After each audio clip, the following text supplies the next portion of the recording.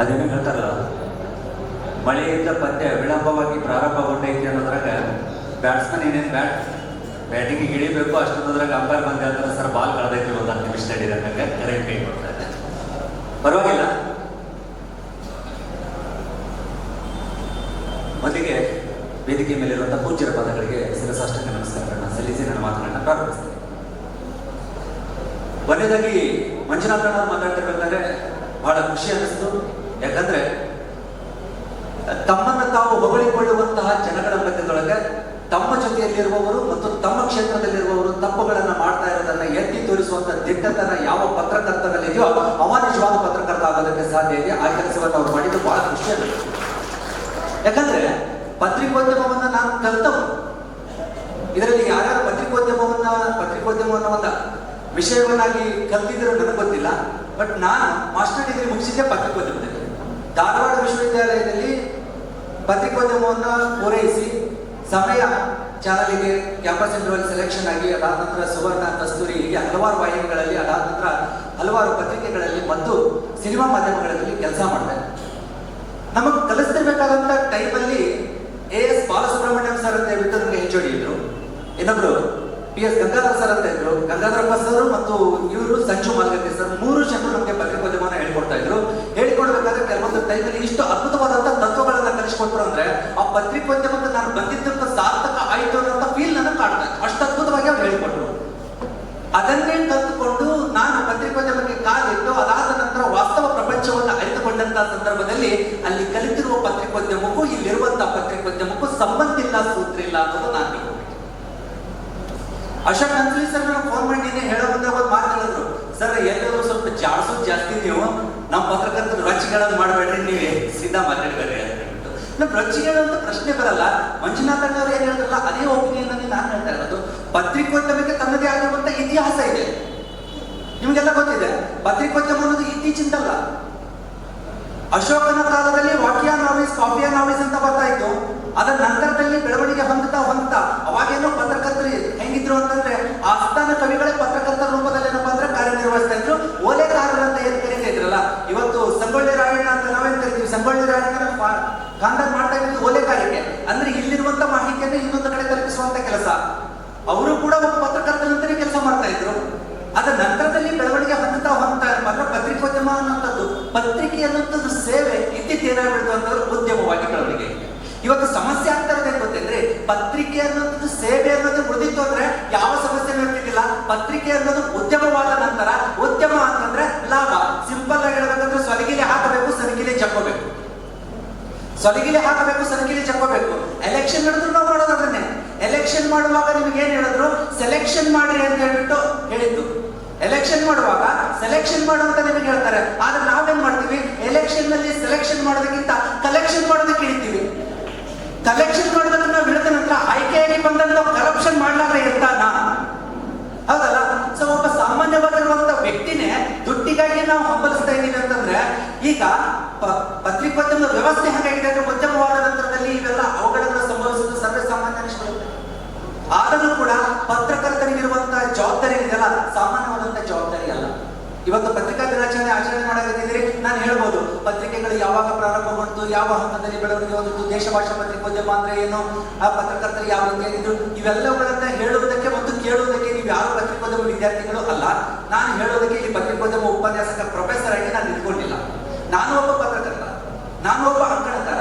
ಇವತ್ತಿಗೂ ಕೂಡ ಲೋಕದರ್ಶನ ಪತ್ರಿಕೆಯಲ್ಲಿ ಪ್ರತಿ ರವಿವಾರ ನನ್ನೊಂದು ಅಂಕಣ ಬರುತ್ತೆ. ಅಂಕಣದ ಹೆಸರೇ ಇದ್ದದ್ದಿದ್ದಂಗ, ಅಂಕಣದ ಹೆಸರೇ ಇದ್ದದ್ದಿದ್ದಂಗ. ನಾವು ಮುಲಾಜಿಲ್ಲದೆ ಯಾವ ಬರೀತಾರಲ್ಲ, ಮುಲಾಜಿಲ್ಲದೆ ಯಾರು ಬರೀತಾರೆ ಇದ್ದದ್ದಿದ್ದಂಗೆ ಯಾರು ಹೇಳ್ತಾರೆ ಅವ್ರು ನಿಜವಾದಂತ ಪತ್ರಕರ್ತರಾಗ್ತಾರೆ. ನಿಮ್ಮಲ್ಲಿ ಬಹಳಷ್ಟು ಜನ ಪತ್ರಕರ್ತರು ಇದ್ದೀರಿ ಅನ್ನೋ ಭರವಸೆಯಿಂದ ಮಾತಾಡ್ತಾ ಇದ್ದೀವಿ. ಇಲ್ಲಿ ಯಾರನ್ನು ನಾನು ಟಾರ್ಗೆಟ್ ಮಾಡಿ ಮಾತಾಡಲ್ಲ, ಯಾರನ್ನು ಯಾಕಂದ್ರೆ ನೀವು ಯಾರನ್ನ ಪರಿಚಯನೇ ಇಲ್ಲ. ಇಲ್ಲಿಂದ ಪರಿಚಯವಿದ್ದು ಅವರ ಇವರು ಅಂತ ನಾನು ಹೇಳಿದ್ರೆ ತಪ್ಪಾಗುತ್ತೆ. ನೀವು ಯಾರು ಪರಿಚಯ ಇಲ್ಲ, ನೀವು ಏನು ಅಂತಾನು ನನಗೆ ಗೊತ್ತಿಲ್ಲ. ಆದರೆ ಪತ್ರಕರ್ತನಿಗೆ ಇರುವಂತಹ ಸಾಮಾಜಿಕ ಜವಾಬ್ದಾರಿಗಳು ಮತ್ತು ಪತ್ರಕರ್ತನಿಗೆ ಇರಬೇಕಾದಂತ ಸಾಮಾಜಿಕ ಮೌಲ್ಯಗಳು ನಮ್ಮಲ್ಲಿ ಇದ್ರೆ ಸಾಕು, ಪತ್ರಿಕೋದ್ಯಮ ಯಶಸ್ವಿ ಆಗಬೇಕು. ಅದರಲ್ಲೂ ಕೂಡ ಇತ್ತೀಚಿನ ದಿನಗಳಲ್ಲಿ ಆನ್ಲೈನ್ ಪತ್ರಿಕೋದ್ಯಮ ಅಂತ ಬಂದ ನಂತರ ಪತ್ರಿಕೋದ್ಯಮದ ಮೇಲೆ ಒಂದು ರೀತಿ ಏನಾಗಿದೆ ಅಂತಂದ್ರೆ ಡೆವಲಪ್ಮೆಂಟ್ ಆಗಿದೆ, ಇನ್ನೊಂದು ರೀತಿ ಏನಾಗಿದೆ ಅಂತಂದ್ರೆ ಹೊಡೆತ ಬೀಳ್ತಾ ಇದೆ.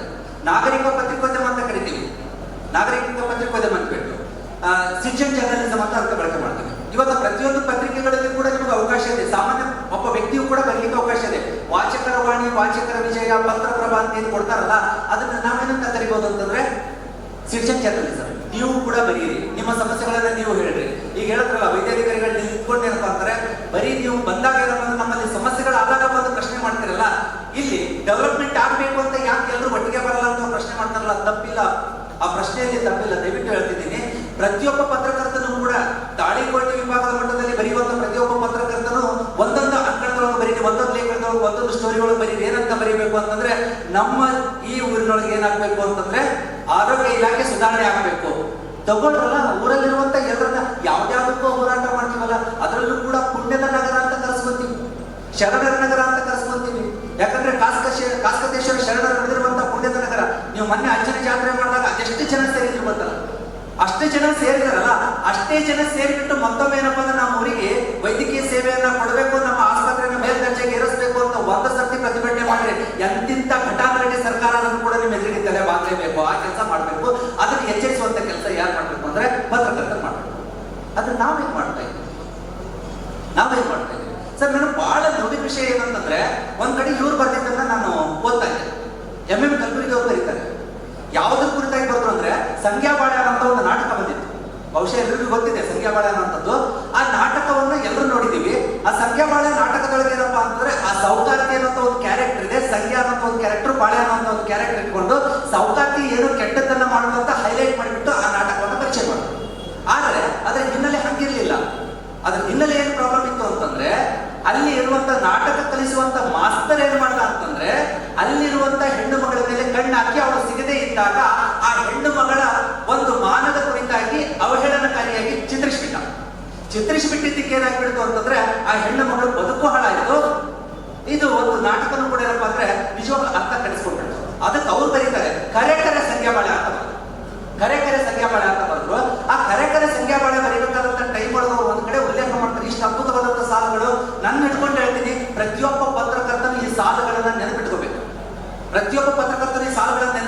ಅವ್ರೇನೋ ಕಾದಂಬರಿ ಕುರಿತು ಅಥವಾ ನಾಟಕದ ಕುರಿತು ಬರೆದಿರ್ಬೋದು, ಆದ್ರೆ ಪತ್ರಕರ್ತ ನಾವು ಕೂಡ ಅದನ್ನ ಅಳವಡಿಸ್ಕೋಬೇಕಾಗ್ತೈತಿ. ಏನ್ ಬರೀತಕ್ಕಂತಂದ್ರೆ, ಕೆಡಸಬ್ಯಾಡ್ರಿ ಕಾಗದ ಗರತಿನ ಮಿಂಡ ಮಸಿ ಕೆಳಗ, ಕೆಡಸಬ್ಯಾಡ್ರಿ ಕಾಗದ ಗರತಿನ ಮಿಂಡ ಮಸಿ ಕೆಳಗ, ತೊಳಿಬ್ಯಾಡ್ರಿ ವಿಷದ ಲೇಖನ ಕುಡಿಯೋ ನೀರಿನೊಳಗ, ತೊಳಿಬ್ಯಾಡ್ರಿ ವಿಷದ ಲೇಖನ ಕುಡಿಯೋ ನೀರಿನೊಳಗ, ಮಾನವಂತರು ಮಾರಿ ಎತ್ತದಂಗ ಬರಿಯ ಬ್ಯಾಡ್ರಿ ತಗಲಿ, ಮಾನವಂತರು ಮಾರಿ ಎತ್ತದಂಗ ಬರಿಯ ಬ್ಯಾಡ್ರಿ ತಗಲಿ, ಮಾನಗೇಡಿಗಳು ಮೆರೆಯುವ ಹಂಗ ಬರಿಯ ಬ್ಯಾಡ್ರಿ ಹೊಗಳಿ, ಮಾನಗೇಡಿಗಳು ಮೆರೆಯುವಂಗ ಬರೀ ಬ್ಯಾಡ್ರಿ ಹೊಗಳಿ ಅಂತ ಬರೀತಾರಲ್ಲ. ಈ ಸಾಲುಗಳನ್ನು ಬಹುಶಃ ನಾವೆಲ್ಲರೂ ಅರ್ಥ ಮಾಡ್ಕೋಬೇಕು, ಪ್ರತಿಯೊಬ್ಬರು ಅರ್ಥ ಮಾಡ್ಕೋಬೇಕು. ಮಂಜುನಾಥ್ ಮಾತಾಡ್ತಾ ಹೇಳಿದ್ರು, ಪತ್ರಕರ್ತ ಭಾಷಣಕಾರ ಆಗೋದಕ್ಕೆ ಸಾಧ್ಯ ಇಲ್ಲ ಅಂತ. ನಿಜವಾಗ್ಲೂ ಹೇಳ್ತೇನೆ ಸರ್, ನಿಜವಾದಂತ ಭಾಷಣಕಾರ ಯಾರಾಗೋದಕ್ಕೆ ಸಾಧ್ಯ ಅಂದ್ರೆ ಪತ್ರಕರ್ತ ಮಾತ್ರ ಆಗೋದಕ್ಕೆ ಸಾಧ್ಯ ಅಂತ ನನ್ಗೆ ಗೊತ್ತಿದೆ, ನಾನು ಕಂಡುಕೊಂಡಿದ್ದೀನಿ. ಯಾಕಂದ್ರೆ ಸಮಾಜದ ಎಲ್ಲ ಸಿಟ್ಟುಗಳನ್ನ ಬರೀ ನಾವು ಲೇಖನಿಯಲ್ಲಿ ಅಷ್ಟೇ ಕೊಡೋದಲ್ಲ, ಅವಕಾಶ ಸಿಕ್ಕರೆ ಬಾಯಿ ಮಾತಿನ ಮೂಲಕ ಚಾಟಿ ಬೀಸ್ತೀನಿ ಅನ್ನೋದಕ್ಕೆ ಏನಪ್ಪಾ ಅಂದ್ರೆ, ನಾವು ನಿಂತಾಗ ಮಾತ್ರ ಸೊಸೈಟಿಗೆ ಏನಾದ್ರೂ ತಿಳಿಲಿಕ್ಕೆ ಸಾಧ್ಯ. ರವಿ ಬೆಳಗೆರೆ ಅವರು ಒಂದು ಸಾಲ ಹಾಕಿದ್ದೀರಿ ನೀವು, ನಿಮ್ಮ ಆಮಂತ್ರಣ ಪತ್ರಿಕೆಯಲ್ಲಿ ರವಿ ಬೆಳಗೆರೆ ಅವರು ಸಾಲಗಳನ್ನು ಹಾಕಿದ್ದೀರಿ, ಹೌದಾ? ಬರೀ ಕೆಲಸ ಮಾಡ್ತೀನಿ ಅಂತ ಹೊರಟ್ರೆ ನೀವು ಕೆಲಸ ಅಷ್ಟೇ ಮಾಡ್ತೀನಿ, ದುಡ್ಡು ಮಾಡ್ತೀನಿ ಅಂತ ಹೊರಟ್ರೆ ಬರೀ ದುಡ್ಡು ಮಾಡ್ತೀನಿ, ಹೆಸರು ಮಾಡ್ತೀನಿ ಅಂದ್ರೆ ಹೆಸರು ಮಾಡ್ತೀನಿ, ದುಡ್ಡು ಮಾಡ್ತೀನಿ ಅಂದ್ರೆ ದುಡ್ಡು ಮಾಡ್ತೀನಿ. ಆದ್ರೆ ನಿಜವಾಗ್ಲೂ ಕೆಲಸ ಮಾಡಿದ್ರೆ ಹೆಸರು ದುಡ್ಡಲ್ಲಿ ಜೋಡಿನೇ ಬರ್ತೈತೆ ಅಂತ ಹೇಳಿದ್ರಲ್ಲ, ಇದಕ್ಕೆ ಉತ್ತಮವಾದಂತ ನಿದರ್ಶನ ನಿಮ್ಗೆ ಯಾರು ಕೊಡ್ಬೋದು ಅಂತಂದ್ರೆ, ನಮ್ಗೆ ಏನಾಗಿದೆ ಗೊತ್ತಂದ್ರೆ, ಪತ್ರಿಕೋದ್ಯಮದ ಬಗ್ಗೆ ಬೇಸಿಕ್ ನಾಲೆಜ್ ಕೆಲವೊಂದಿಷ್ಟು ಜನಕ್ಕೆ ಇಲ್ಲ. ಅಂದ್ರೆ ಪತ್ರಿಕೋದ್ಯಮದ ಬರವಣಿಗೆ ಗೊತ್ತಿಲ್ಲ ಅನ್ನೋದು ಬಹಳಷ್ಟು ಜನ ಪತ್ರಕರ್ತರು ಬಂದಾರ ಅಂತ ಏನಾರಲ್ಲ, ಅದನ್ನ ನಾನು ಒಪ್ಕೊಂತೀನಿ. ಯಾಕಂದ್ರೆ ಪತ್ರಿಕೆಗಳು ಅನ್ನೋದು ಜನರ ನಾಡಿ ಮಿಡಿತವನ್ನ ಪ್ರತಿನಿಧಿಸುವಂಥದ್ದು. ಸಮಸ್ಯೆಗಳು ಎಲ್ಲಾಗ್ತಾ ಇದೆ ಅಲ್ಲಿ ಏನಪ್ಪ ಅಂದ್ರೆ ಪತ್ರಕರ್ತ ಇರಬೇಕು. ಯಾಕಂದ್ರೆ ಪತ್ರಕರ್ತ ಅನ್ನೋದ್ರೆ ಜನರ ಧ್ವನಿ, ಜನರ ಜೀವ ಅಂತ ಕರೀತೀವಿ. ಎಲ್ರಿಗೂ ಮಾತಾಡಕ್ ಬರಲ್ಲ, ಪತ್ರಕರ್ತ ಮಾತಾಡ್ತಾನೆ. ಪತ್ರಕರ್ತ ಸ್ಪಾಟ್ ಅಲ್ಲಿ ಇರ್ತಾನೆ. ಪತ್ರಕರ್ತ ಸ್ಪಾಟ್ ಅಲ್ಲಿ ಇಟ್ಕೊಂಡು ಕೇಳ್ತಾನೆ ಸಮಸ್ಯೆ ಏನಿದೆ. ಒಬ್ಬ ಸರ್ಕಾರಿ ಅಧಿಕಾರಿ ಬಂದ್ರೆ ಏನ್ ಮಾಡ್ಬೋದು ಅಂತಂದ್ರೆ ಅಪರಾಧ ಮಾಡಿ ಹೋಗ್ಬಿಡ್ಬೋದು. ಆದ್ರೆ ಪತ್ರಕರ್ತ, ನಿಷ್ಠಾವಂತ ಪತ್ರಕರ್ತ ಅಲ್ಲಿ ಕಾಲಿಟ್ಟ ಅಂತಂದ್ರೆ ಆ ಎಂತ ಅಪರಾಧ ಆಗಿದ್ರು ಕೂಡ ಏನಪ್ಪಾ ಅಂದ್ರೆ ಸರಿ ಮಾಡುವಂತ ಅವಕಾಶ ಇದೆ. ಅದಕ್ಕೆ ಪತ್ರಕರ್ತನಿಗೆ ನಾವೇನಂತ ಕರಿತೀವಿ, ಜನರ ಜೀವ ಅಂತ ಕರಿತೀವಿ. ಆದ್ರೆ ಜನರ ಜೀವ ಆಗಿರುವಂತ ಪತ್ರಕರ್ತ ಇವತ್ತಿನ ದಿನ ಏನಾಗಿದ್ದಾನೆ ಅನ್ನೋ ಪ್ರಶ್ನೆಯನ್ನ ನಾವೇ ಮಾಡ್ಕೋಬೇಕಂತ ಒಂದು ಸಂದಿಗ್ಧ ಪರಿಸ್ಥಿತಿ ನಿರ್ಮಾಣ ಆಗಿದೆ ಅಂತ ಅವ್ರು ಏನ್ ಹೇಳಿದ್ರಲ್ಲ, ಅದು ನಿಜ. ನಂದೊಂದು ಸಜೆಷನ್ ಇದೆ, ಇದನ್ನ ಎಷ್ಟು ಮಟ್ಟಿಗೆ ನೀವು ಸ್ವೀಕಾರ ಮಾಡಿದ್ರು ಬಿಡ್ತಾರೋ ನಂಗೆ ಗೊತ್ತಿಲ್ಲ. ಈ ಪತ್ರಿಕಾ ದಿನಾಚರಣೆಯನ್ನ ಆಚರಣೆ ಮಾಡಿ ಇಷ್ಟು ವಿಜೃಂಭಣೆಯಿಂದ ಹಣವನ್ನು ಖರ್ಚು ಮಾಡ್ತೀವಲ್ಲ, ಆ ವಿಜೃಂಭಣೆಯಿಂದ ಹಣ ಖರ್ಚು ಮಾಡುವಂತ ಜಾಗದೊಳಗೆ ಕೆಲಸ ಮಾಡಿ ಈ ಹಾರು ತುರಾಯಿ ಮೊಮೆಂಟುಗಳನ್ನೆಲ್ಲವನ್ನು ಸೈಡಿಗಿಡಿ ಯಾರಾದ್ರೂ ಪತ್ರಿಕೋದ್ಯಮದಲ್ಲಿ ಗಣನೀಯ ನೇರವಾಗಿ ಸೇವೆ ಸಲ್ಲಿಸಿ ಅನುಭವಗಳನ್ನು ಹೊಂದಿರುವಂತ ಕೆಲವೊಂದಿಷ್ಟು ಜನ ಪತ್ರಕರ್ತರು, ಈಗ ಹೇಳಿದ್ರಲ್ಲ ವಿಜಯಲಕ್ಷ್ಮಿ ಶಿಬ್ರೂರನ್ ಅಂತವ್ರು ಏನು ಅದ್ಭುತವಾದ ಕಾರ್ಯ ಮಾಡ್ತಾರೆ ಗೊತ್ತಿಲ್ರಿ. ಅಮ್ಮ ಯಾರಿಗೂ ಕೇರ್ ಮಾಡ ಮೂಲ ಆಸೆ ಇಲ್ಲ. ಸಾವು ಬರ್ತೈತಿ ಬಿಡ್ರಿ, ಯಾವತ್ತಿದ್ರು ಸತ್ಯ ಸಾಯ್ತೀನಿ, ಸಾವಿರಾದ್ರೂ ಫಿಕ್ಸ್, ಹಿಂಗಡೆ ಸಾಯ್ತೀನಿ, ಸಂತನಂದ್ರೆ ನನ್ನ ಹೆಸರು ಇರ್ತೈತಲ್ಲ ಅನ್ನೋ ಲೆಕ್ಕದೊಳಗೆ ಯಾವ ಕೆಲಸ ಮಾಡ್ತಾರ ಅಂತವ್ರನ್ನ ಕರೆಸಿ ಇಲ್ಲಿರುವಂತ ಪತ್ರಕರ್ತರಿಗೆ ಯಾಕೆ ಒಂದು ದಿನದ ತರಬೇತಿ ಕಾರ್ಯಾಗಾರವನ್ನು ಆಯೋಜನೆ ಮಾಡ್ತಾರೆ. ಒಂದು ದಿನ ತರಬೇತಿ ಕಾರ್ಯಾಗಾರವನ್ನು ಆಯೋಜನೆ ಮಾಡಿ ಅವರ ಅನುಭವಗಳ ಜೊತೆಯಲ್ಲಿ ಹೊಸತೇನಿದೆ, ಹೊಸ ಟ್ರೆಂಡ್. ಯಾಕಂದ್ರೆ ಈಗ ಪತ್ರಿಕೋದ್ಯಮ ಚೇಂಜ್ ಆಗೈತ್ರಿ. ನಾನು ಬರೇ ಬರವಣಿಗೆ ಬಂದೈತಿ, ನಾನು ಬರೀತೀನಿ ಅಂದ್ರೆ ಇಲ್ಲ. ನಿಜ ಹೇಳ್ತೀನಿ, ನಾನು ಇಷ್ಟೆಲ್ಲ ಬರೀತೀನಿ, 11 ಪುಸ್ತಕಗಳನ್ನು ಬರೆದಿದ್ದೀನಿ. 11 ಪುಸ್ತಕಗಳನ್ನು ಬರೆದಿದ್ದೀನಿ ಅಂದ್ರೆ ಇವತ್ತು ನಾನು ಬರೀ ಅಂತಂದ್ರೆ ಬರೀಲಿಕ್ಕೆ ನಿಲ್ಲಲ್ಲ. ಡೈರೆಕ್ಟ್ ಆಗಿ ಲ್ಯಾಪ್ಟಾಪ್ ಇಟ್ಕೊಂಡು ಟೈಪ್ ಮಾಡಕ್ ನಿಂತಿದ್ದೀನಿ. ಬರವಣಿಗೆನೇ ಮರೆತು ಹೋಗುವಂತ ಜಾಗಗಳು ನಾನು ಬರವಣಿಗೆ ಅಷ್ಟೇ ಐತೆ ಅಂತಂದ್ರೆ ಕೆಲಸ ಬರಲ್ಲ. ಟೆಕ್ನಾಲಜಿನೂ ಏನಪ್ಪಾ ಅಂದ್ರೆ ಇಂಪ್ರೂವ್ಮೆಂಟ್ ಆಗಲೇಬೇಕು, ಹೊಂದಾಣಿಕೆ ಆಗ್ಲೇಬೇಕಲ್ಲ. ಹಂಗಂತ ಎಲ್ಲದಕ್ಕೂ ಹೊಂದಾಣಿಕೆ ಆಗ್ಬೇಕಂತಲ್ಲ. ಈಗ ಏನಾಗಿದೆ ಅಂದ್ರೆ ಕೃಷಿಯಲ್ಲಿ ಹೊಸ ಟೆಕ್ನಾಲಜಿ ಬಂದಿದೆ. ಹೊಸ ಟೆಕ್ನಾಲಜಿ ಬಂದಿದೆ ಅಂತ ಎಕ್ಸೆಪ್ಟ್ ಮಾಡ್ಕೊತೀನಿ ಅಂತ ಹೇಳ್ಬಿಟ್ಟು ಕೆಲವೊಮ್ಮೆ ನಾವು ಮಿಸ್ಟೇಕ್ ಮಾಡ್ತಾ ಇದ್ದೀವಿ. ಒಂದ್ ಕಡೆಯಲ್ಲಿ ಬೋರ್ಡ್ ಬರ್ತಿತ್ತು ಸರ್, ಬಹಳ ಅದ್ಭುತವಾದಂತ ಬೋರ್ಡ್ ಬರ್ತಿದ್ರು. ಏನಂತಂದ್ರೆ ಎತ್ತು ಬಗೆ ಹೋಗಲ್ಲ, ಟ್ರ್ಯಾಕ್ಟರ್ ಸೆಗಣಿ ಹಾಕಲ್ಲ. ಎತ್ತು ಬಗೆ ಹೋಗಲ್ಲ, ಟ್ರ್ಯಾಕ್ಟರ್ ಸೆಗಣಿ ಹಾಕಲ್ಲ ಅಂತ ಬರ್ತಿದ್ರು. ಏನಿದ್ರೆ ಅರ್ಥ ಗೊತ್ತೇನ್ರಿ? ನಾವು ಟೆಕ್ನಾಲಜಿಗೆ ಏನೋ ಒಪ್ಕೊಳ್ಳಕತ್ತಿದ್ವಿ, ಅದ್ರ ಜೊತೆ ನಮ್ಮ ಅಂತ್ಯನ ನಾವೇ ಕಂಡುಕೊಳ್ಳಕತ್ತಿದ್ದೀವಿ ಅನ್ನೋದನ್ನ ಬಹಳ ಸುಲಭವಾಗಿ ಹೇಳ್ಬಿಟ್ಟಿದ್ರು. ಪತ್ರಕರ್ತರಲ್ಲಿ ಏನಪ್ಪ ಅಂದ್ರೆ ಟೆಕ್ನಾಲಜಿ ಯಾವುದನ್ನ ಬಳಸ್ಕೋಬೇಕು, ಯಾವುದಕ್ಕೆ ಬಳಸ್ಕೋಬೇಕು, ಯಾವ ರೀತಿ ಬಳಸ್ಕೋಬೇಕು ಅನ್ನೋದನ್ನ ನಾವು ತಿಳ್ಕೊಂಡಾಗ ಮಾತ್ರ ನಮ್ಮಲ್ಲಿ ಪರಿವರ್ತನೆ ಆಗೋದಕ್ಕೆ ಸಾಧ್ಯ ಅಂತ. ನಾನು ಕೆಲವೊಂದಿಷ್ಟನ್ನ ನಿಮ್ಮ ಹತ್ರ ಮಾತಾಡಬೇಕು ಅನ್ನೋಂಥ ಉದ್ದೇಶ ಇಟ್ಕೊಂಡು ಬಂದಿದ್ದೆ. ಅದಕ್ಕೆ ಅವ್ರು ಮಾತಾಡೋಣ ಅಂತ ನಾನು ಅನ್ಕೊಂಡೆ, ಕ್ಲಾರಿಟಿ ಸಿಕ್ತು. ಇಲ್ಲಿ ಬಹಳ ಜನರ ಮನಸ್ಸಿನೊಳಗೆ ಯಾವ ಪ್ರಶ್ನೆ ಕಾಡ್ತಾ ಇದೆ ಅನ್ನೋದು ನನಗೇನಪ್ಪ ಅಂದ್ರೆ ಕ್ಲಾರಿಟಿ ಸಿಕ್ತು. ನೀವಿಷ್ಟು ಉತ್ಸಾಹದಿಂದ ಮಾಡುವಾಗ ನನಗೆ ಅನಿಸ್ತು ಇಲ್ಲಿ ಇರುವಂತವ್ರೆಲ್ಲರೂ ಏನಪ್ಪಾ ಅಂತಂದ್ರೆ ತಮ್ಮ ವೃತ್ತಿಗೆ ನಿಯತ್ತಿನಿಂದ ದುಡಿತಾ ಇರೋರು ಅಂತೇಳಿ. ಒಂದು ವೇಳೆ ಒಬ್ಬ ವ್ಯಕ್ತಿ ನನ್ಗೆ ತಿಳಿದಂಗೆ ಏನಪ್ಪಾ ಅಂತಂದ್ರೆ ಒಬ್ಬ ಸರ್ಕಾರಿ ಅಧಿಕಾರಿ ತನ್ನನ್ನು ತಾನು ಲಂಚಕ್ಕೆ ಮಾರಿಕೊಂಡ ಅಂತಂದ್ರೆ ಬಹಳ ಆದ್ರೆ ಆ ಒಂದು ಇಲಾಖೆ ಒಳಗೆ ಏನಾದ್ರೂ ಕೆಟ್ಟದ್ದಾಗ್ಬೋದು, ಆ ಇಲಾಖೆ ಕೆಟ್ಟದ್ದಾಗ್ಬೋದು. ಆದ್ರೆ ಒಬ್ಬ ಪತ್ರಕರ್ತ ತನ್ನನ್ನು ತಾನು ಮಾರಿಕೊಂಡಾದ್ರೆ, ನಾನು ಒಂದು ಕಡೆ ಓದಿದ್ದೆ ಸರ್, ತನ್ನನ್ನು ತಾನು ಮಾರಿಕೊಂಡ ಪತ್ರಕರ್ತ 1000 ಜನ ಭಯೋತ್ಪಾದಕರಿಗೆ ಸಮಾನ ಅಂತ. 1000 ಜನ ಭಯೋತ್ಪಾದಕರಿಗೆ ಸಮಾನ. ಸೊ ಪತ್ರಕರ್ತರಿಗೆ ಯಾವಾಗಲೂ ಏನಪ್ಪಾ ಅಂತಂದ್ರೆ ಒಂದ್ ಕಡೆ ಬೋರ್ಡ್ ಹಾಕಿದ್ರು. ಒಬ್ಬ ಪತ್ರಕರ್ತರು ಅವ್ರ ಟೇಬಲ್ ಮೇಲೆ ಎಷ್ಟು ಅದ್ಭುತವಾಗಿ ಬೋರ್ಡ್ ಹಾಕಿದ್ರೆ ನಾನು ಮಾರಾಟಕ್ಕಿಲ್ಲ ಅಂತ ಬೋರ್ಡ್ ಹಾಕೊಂಡಿದ್ದಾರೆ. ಸಂಪಾದಕ ಬರ್ಬೇಕಾದ್ರೆ ವಿಚಾರ ಮಾಡ್ಬೇಕು, ಭಾರತದಾಗ ಎಂಟ್ರಿ ಕೊಡ್ಬೇಕು, ಬಟ್ ಏನಪ್ಪಾ ಅಂದ್ರೆ ನಾನು ಡೀಲ್ ಮಾಡ್ಬೇಕು ಅಂತ ಬಂದ್ರೆ ಅವ್ರು ಬೋರ್ಡ್ ಹಾಕಿದ್ರಲ್ಲಿ ನಾನು ಮಾರಾಟಕ್ಕಿಲ್ಲ. ಯಾಕಂತಂದ್ರೆ ಮಾರಾಟಕ್ಕೆ ನಾನು ವಸ್ತುವಲ್ಲ, ನಾನು ಮನುಷ್ಯ. ಯಾಕಂದ್ರೆ ನಮಗೆ ಹೆಸರು ಬೇಕು, ದುಡ್ಡು ಬೇಕು, ಇಲ್ಲ ಅಂತ ಹೇಳ್ತಾ ಇಲ್ಲ. ಆ ಹೆಸರು ದುಡ್ಡು ಮಾಡ್ಬೇಕಂತಂದ್ರೆ ಅದ್ರ ಜೊತೆಯಲ್ಲಿ ನಮ್ಗೆ ಏನ್ ಬೇಕು, ಸಾಮಾಜಿಕ ಜವಾಬ್ದಾರಿ ಬೇಕಲ್ಲ. ಒಂದು ಸಣ್ಣ ನಿದರ್ಶನ ಹೇಳ್ತೀನಿ ನಿಮಗೆ. ಪತ್ರಿಕೋದ್ಯಮದಲ್ಲಿ ಅತಿ ದೊಡ್ಡದಾದಂತ ಪುರಸ್ಕಾರ ಯಾವುದು ಅಂದ್ರೆ ಪುಲಿಟ್ಜರ್ ಪ್ರಶಸ್ತಿ ಅಂತ ಕೊಡ್ತಾರೆ. ಪುಲಿಟ್ಜರ್ ಪ್ರಶಸ್ತಿ ಅದು ಹೆಚ್ಚಾಗಿ ಏನಪ್ಪಾ ಅಂತಂದ್ರೆ ಛಾಯಾಪತ್ರಿಕೋದ್ಯಮಕ್ಕೆ ಜಾಸ್ತಿ ಸಿಗ್ತೈತಿ ಪುಲಿಟ್ಜರ್ ಪ್ರಶಸ್ತಿ. ದಕ್ಷಿಣ ಸುಡಾನ್ ಅನ್ನುವಂತ ಒಂದು ರಾಷ್ಟ್ರದೊಳಗೆ ಏನಾಗಿತ್ತು ಅಂದ್ರೆ, ದಕ್ಷಿಣ ಸುಡಾನ್ ಅಂತ ಕರಿತೀವ, ದಕ್ಷಿಣ ಸುಡಾನ್ ಅನ್ನುವಂತ ರಾಷ್ಟ್ರದೊಳಗಡೆ ಬರ ಬಿದ್ದಿತ್ತು. ಬರ ಬಿದ್ದುಬಿಟ್ಟು ಅಲ್ಲಿ ತಿನ್ನೋದಕ್ಕೆ ಆಹಾರ ಇಲ್ಲ, ಕುಡಿಯೋದಕ್ಕೆ ನೀರಿಲ್ಲ, ಜನ ಸಾಯ್ತಾ ಇರುವಂತ ಸಂದರ್ಭದೊಳಗೆ ವಿಶ್ವಸಂಸ್ಥೆ ಏನ್ ಮಾಡ್ತಾ ಇತ್ತು ಅಂತಂದ್ರೆ ಒಂದು ಇದಕ್ಕೆ ಆಹಾರದ ಲಂಗರ್ ಹಾಕೈತಿ. ಆಹಾರದ ಲಂಗರ್ ಅಂದ್ರೆ ಈಗ ಎಲ್ಲರೂ ಮುಳುಗಡೆ ಆದಂತ ಸಂದರ್ಭದಲ್ಲಿ ಊಟದ ವ್ಯವಸ್ಥೆ ಮಾಡಿರ್ತಾರಲ್ಲ, ಹಂಗ ಅಲ್ಲಿ ಊಟದ ವ್ಯವಸ್ಥೆ ಮಾಡಿದ್ರು. ಊಟದ ವ್ಯವಸ್ಥೆ ಮಾಡಿದಾಗ ಅದನ್ನು ವರದಿ ಮಾಡ್ಲಕ್ಕ ಅಂತ ಹೇಳ್ಬಿಟ್ಟು ಕೆವಿನ್ ಕಾರ್ಟರ್ ಅನ್ನುವಂತ ಒಬ್ಬ ವ್ಯಕ್ತಿ, ಬಹುಶಃ ಸರ್ ಇಲ್ಲಿ ಯಾವತ್ತಾದ್ರೂ ಮಾತಾಡಿದಾಗ ಇದನ್ನು ಉಲ್ಲೇಖ ಮಾಡಿರ್ತಾರೆ ಅಂತ ಅನ್ಕೊಂಡಿರ್ತೀನಿ ನಾನು. ಕೆವಿನ್ ಕಾರ್ಟರ್ ಅನ್ನುವಂತ ಒಬ್ಬ ವ್ಯಕ್ತಿ ಏನ್ ಮಾಡ್ತಾನೆ ಅಂತಂದ್ರೆ ವರದಿ ಮಾಡಕ್ಕಂತ ಹೋಗ್ತಾನೆ. ಇಲ್ಲಿ ದಕ್ಷಿಣ ಸುಡಾನ್ ವರದಿ ಮಾಡಕ್ಕಂತ ಹೋಗ್ತಾನೆ. ಆ ಸಂದರ್ಭದಲ್ಲಿ ಇವತ್ತಿಗೂ ನೀವು ನೆಟ್ಟಲ್ಲಿ ಹೊಡೆದು ನಿಮಗೆ ಫೋಟೋ ಸಿಗುತ್ತೆ, ನೆಟ್ಟಲ್ಲಿ ಹೊಡೆದು ಆ ಫೋಟೋ ಸಿಗುತ್ತೆ. ವರದಿ ಮಾಡಕ್ಕಂತ ಹೋಗ್ತಾನೆ ಸುಡಾನಿಗೆ. ಹೋದಾಗ ಏನಾಗೈತಿ, ಒಂದು ಮಗುವಿಗೆ ಸಿಕ್ಕಾಪಟ್ಟೆ ಹಸಿವಾಗೈತಿ, ಆಹಾರ ಬೇಕಾಗೈತಿ, ನಡಿಲಿಕ್ಕೆ ಆಗ್ತಾ ಇಲ್ಲ, ಎಲ್ಲವೂ ತಗೊಳ್ಳಿ ಎರಡೇ ಇದೆ, ತೆವಳ್ಕೊಂಡು ಹೊಂಟಿದೆ ಮಗು, ತೆವಳ್ಕೊಂಡು ಹೊಂಟಿದೆ. ನೆಕ್ಸ್ಟ್ ಇನ್ನೊಂದು ಸ್ವಲ್ಪ ಮುಂದೆ ಹೋದ್ರೆ ಏನಪ್ಪಾ ಅಂತಂದ್ರೆ ಅಲ್ಲೊಂದು ಊಟದ ವ್ಯವಸ್ಥೆ ಇದೆ, ತೆವಳ್ಕೊಂಡು ಹೊರಟಿದೆ. ಈ ಮಗು ಇನ್ನೇನು ಕೆಲವೇ ಕ್ಷಣಗಳನ್ನು ಸಾಯ್ತೈತಿ, ಆ ಮಗು ಸಾಯ್ತೈತಿ ಅಂತ ಗೊತ್ತಾಗಿ ಸತ್ತಂತ ಆ ಮಗುವನ್ನ ಎತ್ತಿಕೊಂಡು ಹೋಗ್ಬೇಕನ್ನೋ ಕಾರಣಕ್ಕಾಗಿ ಏನಂದ್ರೆ ಹದ್ದುಗಳ ಕೈಗೊಂಡು ಒಂದು ಹದ್ದು ಕೈಕೊಂಡು ಬಂದೈತಿ. ಈ ಕಡೆ ಹದ್ದಿದೆ, ಈ ಕಡೆ ಮಗು ಇದೆ, ಆ ಕಡೆ ಹೋದ್ರೆ ಏನಿದೆಯಪ್ಪ ಅಂತಂದ್ರೆ ಅಲ್ಲಿ ಆಹಾರದ ವ್ಯವಸ್ಥೆ ಇದೆ. ಈ ಕೆವಿನ್ ಕಾರ್ಟರ್ ಹೋಗಿ ಕೂತ ಫೋಟೋ ತೆಗೆದು ಆ ಫೋಟೋನ ಏನಪ್ಪಾ ಅಂದ್ರೆ ಪಬ್ಲಿಷ್ ಮಾಡ. ಆ ಫೋಟೋ ಪಬ್ಲಿಷ್ ಆಯ್ತು. ಪಬ್ಲಿಷ್ ಆದ ನಂತರ ಪತ್ರಿಕೆಗಳೆಲ್ಲ ಬಂತು, ಎಲ್ಲರೂ ಭಾರಿ ಅಂದ್ರು. ಪುಲಿಟ್ಜರ್ ಪ್ರಶಸ್ತಿ ಬಂತು. ಬಂದ ನಂತರ ಒಬ್ರು ಫೋನ್ ಮಾಡಿದ್ರು, ಎಲ್ಲರೂ ಅಭಿನಂದನೆ ಸಲ್ಲಿಸಿದ್ರು. ಸರ್ ಬಹಳ ಅದ್ಭುತವಾಗಿರುವಂತ ಛಾಯಾಚಿತ್ರ ಸರ್ ಅಂತ ಹೇಳ್ಬಿಟ್ಟು ಒಬ್ಬರು ಫೋನ್ ಮಾಡ್ತಾರೆ. ಸರ್ ನಿಮಗೆ ಅಭಿನಂದನೆಗಳು ಸರ್ ಅಂತ. ಥ್ಯಾಂಕ್ ಯು ಸರ್ ಅಂತ ಕೆವಿನ್ ಕಾರ್ಟರ್. ನೆಕ್ಸ್ಟ್ ಕೇಳಿದ್ರು, ಸರ್ ನನಗೊಂದು ಪ್ರಶ್ನೆ ಕಾಡ್ತಾ ಇದೆ. ಏನ್ ಸರ್ ನೀವು ಫೋಟೋ ತೆಗೆದ್ರಲ್ಲ, ಆ ಮಗು ಏನಾಯ್ತು ಅಂತ, ಆ ಮಗು ಸತ್ತೋ ಬದುಕ್ತೋ ಅಂತ ಹೇಳ್ಬಿಟ್ಟು ನೀವು ಅದರ ಕ್ಲಾರಿಟಿ ಸಿಗ್ಲಿಲ್ಲ.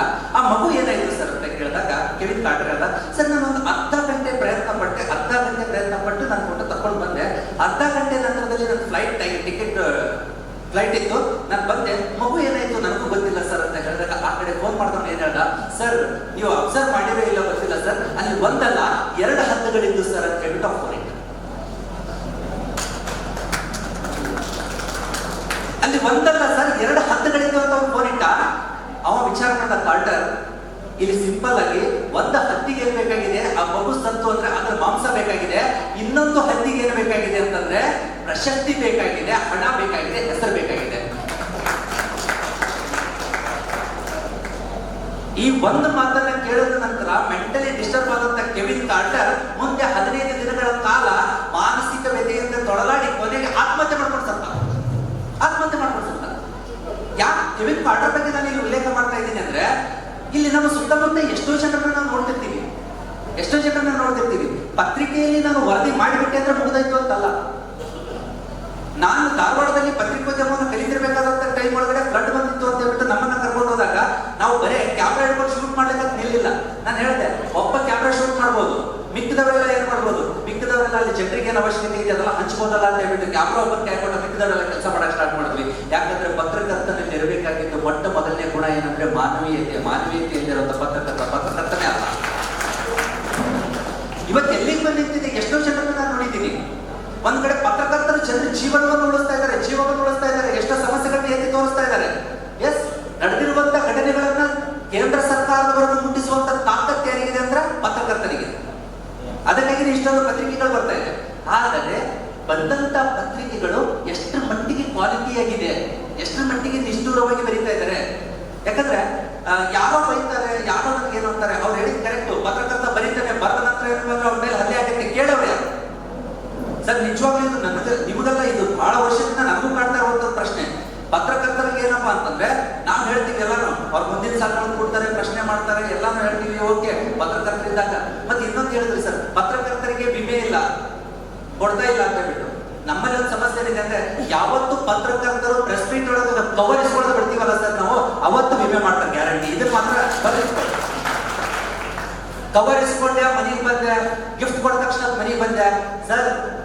ಇದೇ ಟಿವಿ ಗುಂಡಪ್ಪನವ್ರು ಹೇಳ್ತೀವಲ್ಲ ನಾವು, ಬದುಕಂದ್ರೆ ಏನಂತ ತಿಳಿಸಿಕೊಟ್ಟಿದ್ದೆ ಟಿವಿ ಗುಂಡಪ್ಪನವರು. ನನಗೆ ಗೊತ್ತಿರುವ ಬಗ್ಗೆ ಪತ್ರಕರ್ತರು ಅಂದಾಗ ಮೊದಲು ನಾನು ಹೆಸರು ಬರದೆ ಟಿವಿ ಗುಂಡಪ್ಪನವ್ರ ಹೆಸರು ಬರುತ್ತೆ.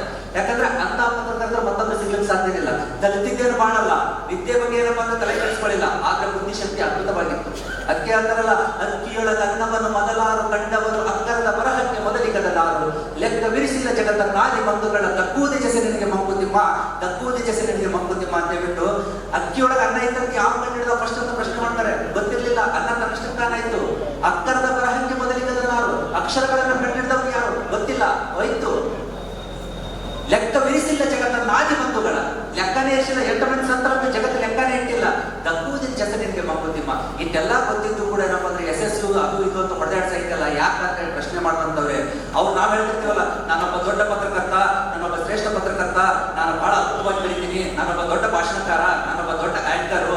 ಯಾರು ಅಲ್ಲ ಸರ್, ಅವರು ಸಿಂಪಲ್ ಆಗಿ ಹೇಳ್ತಾರೆ, ನಿಮ್ಮ ಬದುಕು ಎಷ್ಟು ಚೆನ್ನಾಗಿದೆ ಅಂದ್ರೆ, ಎಳೆಗೆ ಮೊಳೆಗೆ ಹೊಗೆ ಒಂದು ತಮಟೆಗಳಿಲ್ಲ, ಫಲಮಾಗು ಒಂದು ತುತ್ತೂರಿ ಗರಿಯಿಲ್ಲ. ಎಳೆಗೆ ಮೊಳೆಗೆ ಹೊಗೆ ಒಂದು ತಮಟೆಗಳಿಲ್ಲ, ಫಲಮಾಗು ಒಂದು ತುತ್ತೂರಿ ಗರಿಯಿಲ್ಲ. ಬೆಳಕೀವ ಸೂರ್ಯ ಚಂದ್ರನದೊಂದು ಸತ್ತಿಲ್ಲ, ಒಲಿ ನಿನ್ನ ತುಟಿಗಳನ್ನು ಮಂಕುತಿಮ್ಮ ಅಂತ ಹೇಳ್ಬಿಟ್ಟು ತಮ್ಮ ಮಂಕುತಿಮ್ಮನ ಕಗ್ಗದಲ್ಲಿ ಜಾಡಿಸ್ತಾರಲ್ಲ, ಅದು ಯಾರಿಗೆ ಅಲ್ಲ, ನಮ್ಮಂತ ಬರಹಗಾರರಿಗೆ ಜಾಡಿಸ್ತಿರ್ತಾರೆ. ಯಾಕಂದ್ರೆ ನಮ್ಮ ರೆಸ್ಪಾನ್ಸಿಬಿಲಿಟಿ ಹಾಗಿದೆ. ಒಂದ್ಸರ್ತಿ ಯಮಲೋಕದಲ್ಲಿ ಚರ್ಚೆ ನಡೆದಿತ್ತಂತೆ. ಚರ್ಚೆ ನಡೆದಿದೆ. ಯಮ ಚಿತ್ರಗುಪ್ತನಿಗೆ ಕೇಳ್ತಾನೆ, ಮೊದಲನೇ ಆರೋಪಿಯನ್ನು ಕರೆಸು ಅಂತ. ಮೊದಲನೇ ಆರೋಪಿ ಬಂದ, ಏನ್ ಮಾಡಿದ ನೀವು ಅಂತ ಕೇಳ್ದ. ಸರ್, ಇವನೊಬ್ಬ ವಿಜ್ಞಾನಿ, ಇವನೇನ್ ಮಾಡ್ದ, ಬಾಂಬನ್ನ ಕಂಡಿಡ್ದ. ಇವನೊಬ್ಬ ವಿಜ್ಞಾನಿ, ಇವನ ಬಾಂಬನ್ನ ಕಂಡಿಡ್ದ. ಇವನಿಗೆ 50 ಚಡಿಯೇಟನ್ನ ಕೊಡು ಅಂತ ಹೇಳ್ದ. ಶಿಕ್ಷೆ 50 ಚಡಿಯೇಟನ್ನ ಕೊಡು. ನೆಕ್ಸ್ಟ್ ಎರಡನೇದವನ್ ಬಂದ, ಸರ್ ಇವನ್ ಯಾರು? ಸರ್, ಇದನ್ನ ಪ್ರಯೋಗ ಮಾಡಿದಂತ ವ್ಯಕ್ತಿ, ಆ ಬಾಂಬನ್ನ ಪ್ರಯೋಗ ಮಾಡಿದಂತ ವ್ಯಕ್ತಿ, ಇವನಿಗೆ 100 ಚಡಿಯೇಟನ್ನ ಕೊಡು ಅಂತ ಕಳ್ದ. ನೆಕ್ಸ್ಟ್ ಕರೆದ, ಇವನ್ ಯಾರು ಅಂತ ಕೇಳ್ದ. ಸರ್, ಇವನೊಬ್ಬ ಪತ್ರಕರ್ತ, ಮುಂದೆ ಅವ್ನು ಕೇಳಿಲ್ಲ, ಇವನಿಗೆ 1000 ಚಡಿಯೇಟ್ ಕೊಡು ಅಂತ ಹೇಳ್ಬಿಟ್ಟು. ಅವ ಏನ್ ತಪ್ಪು ಮಾಡಿದಂತ ಕೇಳಿಲ್ಲ, ಇವನೊಬ್ಬ ಪತ್ರಕರ್ತ ಅಂದ ತಕ್ಷಣ ಹೇಳ್ದ 1000 ಚಡಿಯೇಟ್ ಕೊಡು ಅಂತ ಹೇಳ್ದ.